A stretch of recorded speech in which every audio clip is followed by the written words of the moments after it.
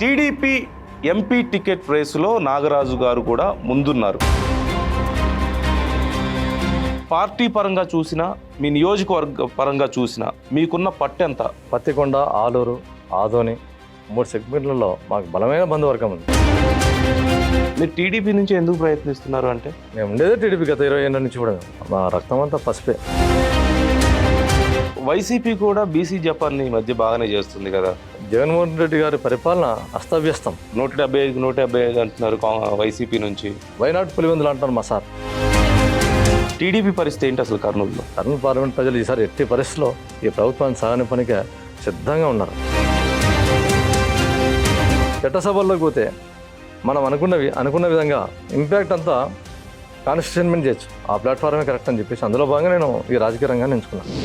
Kurnool Kuruva BC సాధికార committee సభ్యులు పంచలింగాల నాగరాజుతో special interview. What next AP రేపు రాత్రి 8:30 మీ BRK న్యూస్లో.